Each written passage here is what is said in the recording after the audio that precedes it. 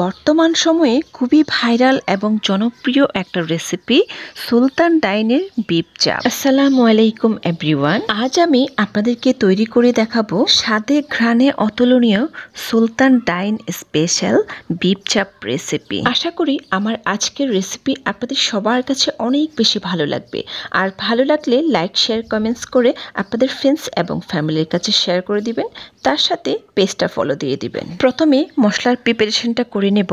কাবাব চিনি নিয়েছি 10-12টা, শুকনো মরিচ নিয়েছি 2টা, 1 চামচ আস্ত জিরা নিয়েছি, লং নিয়েছি 6 থেকে 7টা, শাহি জিরা নিয়েছি 1/2 চামচ, দারুচিনি স্টিক নিয়েছি 4টা, এলাচ নিয়েছি 9 থেকে 10টা, একটা স্টার আনিস নিয়েছি, একটা কালো এলাচ, তার সাথে নিয়েছি অল্প জয়ফল আর অল্প জয়ত্রী, দুটো মিলে 1/2 চামচ হবে।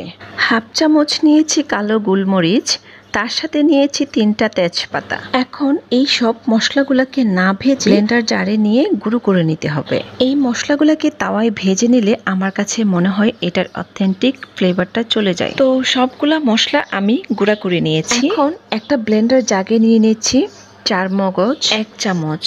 4 মগজ মানে হচ্ছে চাল কুমড়ো বীজের মগজ। 1 টেবিল চামচ কাজু বাদাম, পেঁয়াজ নিয়ে নিচ্ছি 1/3 কাপ, আদা স্লাইস দিয়ে দিচ্ছি 6 টুকরো, আস্ত রসুন দিয়ে দিচ্ছি 2 টেবিল চামচের মতো, পোস্ত দানা দিয়ে দিচ্ছি 2 টেবিল চামচ, কিশমিশ দিয়ে দিচ্ছি 1 টেবিল চামচ, 1/3 কাপ দিয়ে দিচ্ছি পেঁয়াজ বেরেস্তা, দিয়ে দিচ্ছি একটা টমেটোকে 4 পিস করে, তার সাথে এখানে আরো লাগছে 4 টেবিল চামচ টক দধি। তো দধিটা দিয়ে দেওয়ার পর এখন সবকিছু একত্রে আমি খুব সুন্দর করে ব্লেন্ড করে নিয়েছি। ব্লেন্ড করে নেওয়ার পর এটার টেক্সচারটা দেখতে এমন হয়েছে। এখন এই পেস্টটাকে আমি এক সাইডে রেখে দেব, তারপর চলে যাব পরবর্তী স্টেপে। একটা বলে নিয়ে নেব 800 গ্রাম গরুর মাংস। চেষ্টা করবেন এখানে চর্বি ছাড়া মাংস নিতে। এরপর দিয়ে দিব 1 চামচ লবণ, 1 চামচ বেকিং সোডা আর লেবুর রস দিয়ে এখন মাংসটাকে খুব ভালোভাবে মেখে নিতে হবে। আচ্ছা, আপনাদের হাতের কাছে বেকিং সোডা না থাকলে সেই ক্ষেত্রে আপনারা এখানে পেঁপের খোসা বাটাও ইউজ করতে পারেন। বলে রাখা ভালো, বেকিং সোডা ব্যবহার করলে মাংসটা খুব দ্রুত সিদ্ধ হয়ে যায়। তারপর দিয়ে দিচ্ছি ওই যে আগে থেকে পেস্ট করে রাখা মশলাটা অ্যাড করে দিচ্ছি। 1 টেবিল চামচ দিয়ে দিচ্ছি লাল মরিচের গুঁড়া, 1 চামচ দিয়ে দিচ্ছি ধনিয়া গুঁড়া, জিরা গুঁড়া দিয়ে দিচ্ছি 1 চামচ, তার সাথে এখন দিয়ে দেব ওই যে আমার স্পেশাল গরম মশলাটা 2 টেবিল চামচ, তার সাথে 2 টেবিল চামচ সরিষার তেল দিয়ে এখন সবকিছু একত্রে মাংসের গায়ের সাথে খুব ভালো করে মিক্স করে নেব। এখন এই মাংসটাকে আমি হাফ অ্যান আওয়ারের জন্য ম্যারিনেট করে রাখবো, কিন্তু সবচেয়ে বেশি ভালো হয় এই মাংসটাকে আপনারা ওভারনাইট নর্মাল ফ্রিজে রেখে ম্যারিনেট করে রাখতে পারেন। মানে এই মাংসটা আপনারা কালকে রান্না করবেন আর আজকে যদি এটাকে ম্যারিনেট করে নর্মাল ফ্রিজে রেখে দেন তাহলে সেই ক্ষেত্রে রান্নাটা খুবই ইজি হবে আর খেতেও কিন্তু অনেক বেশি মজা হবে। আধা ঘন্টা পর চুলায় একটা প্যান বসিয়ে তার মধ্যে দিয়ে দিলাম 1/3 কাপ সয়াবিন তেল এবং 2 টেবিল চামচ ঘি। ঘিটা মেল্ট হয়ে আসলেই এখন এর মধ্যে আমি কিছু গরম মশলা অ্যাড করে দিব। এলাচ 5টা, 4-5টা লং, 2টা দারুচিনি স্টিক এবং তার সাথে আরও দিয়ে দিচ্ছি 2টা তেজপাতা দিয়ে এখন মশলাটা খুব সুন্দর করে ভেজে নেব। মশলাটা থেকে যখন সুন্দর একটা এরোমা আসবে তখন আমি এর মধ্যে অ্যাড করে দিব ম্যারিনেট করে রাখা গরুর মাংস। আচ্ছা, মাংসটা তেলে দেওয়ার আগে এক্সেস যে মশলাগুলো আছে মশলাগুলোকে আমি মাংসের গায়ে থেকে আলাদা করে নিয়েছি। মশলাগুলোকে কিন্তু আমি ফেলে দেব না, একটু পরেই ইউজ করব।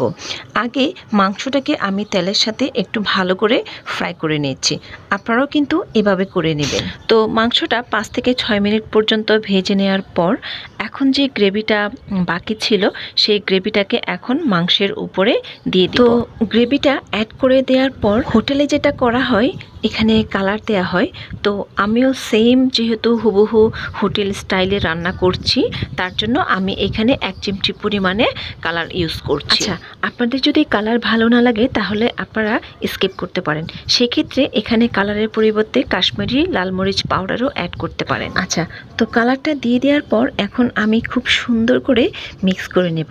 মিক্স করা হয়ে গেলে এখানে আমি 1 কাপ পানি অ্যাড করে দেব। ওই যে আমি মশলার বাটিটা ধুয়ে তারপরে হচ্ছে পানিটা এখানে অ্যাড করে দিচ্ছি। তো পানিটা দিয়ে দেওয়ার পর এখন আবারও মিক্স করে নেব। মিক্স করে নেওয়ার পর ঢাকনি দিয়ে ঢেকে চুলার জালটাকে আমি লো করে দিয়ে 2 ঘন্টা পর্যন্ত অপেক্ষা করব। এই 2 ঘন্টার মধ্যে আপনারা মাঝে মধ্যে ঢাকনি উল্টিয়ে নেড়ে চেড়ে দিতে পারেন, এতে করে নিচে লেগে যাওয়ার চান্স কম থাকবে। তো 2 ঘন্টা পর দেখতেই পাচ্ছেন আমার সুলতান ডাইন স্পেশাল বিফ চাপ একদমই রেডি হয়ে গিয়েছে। আর মাংসটা খুব সুন্দরভাবে সিদ্ধ হয়ে গিয়েছে। সিদ্ধ হওয়ার পর মাংসর সাইজটা কিন্তু ছোট হয়ে গিয়েছে। তো এখানে আমি আরও স্পেশাল কিছু ইনগ্রেডিয়েন্টস অ্যাড করে দিব। তো প্রথমে আমি এখানে 2 টেবিল চামচ বেরেস্তার সাথে 2 টেবিল চামচ গুঁড়া দুধ মিক্স করে তারপর এখানে অ্যাড করে দিব। তার সাথে আরও অ্যাড করে দিচ্ছি 1 চামচ গোলাপ জল, 1 চামচ কেওড়া জল, সাথে আরও দিয়ে দিচ্ছি 1.5 চামচ চিনি।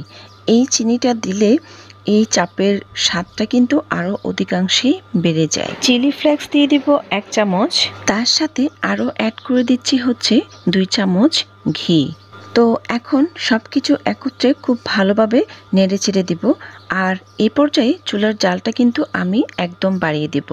তো বাড়িয়ে দিয়ে এটাকে আমি 1 থেকে 2 মিনিট পর্যন্ত রান্না করে নিয়েছি।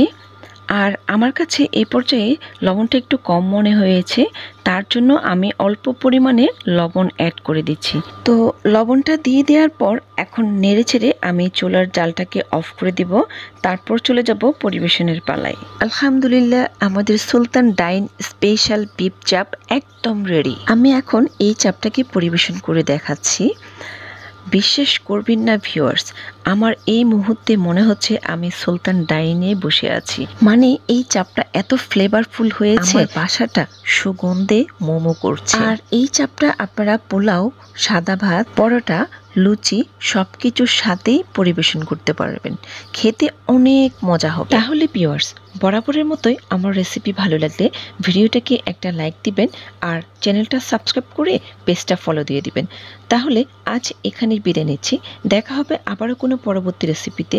সে পর্যন্ত সবাই ভালো থাকবেন। আল্লাহ হাফেজ।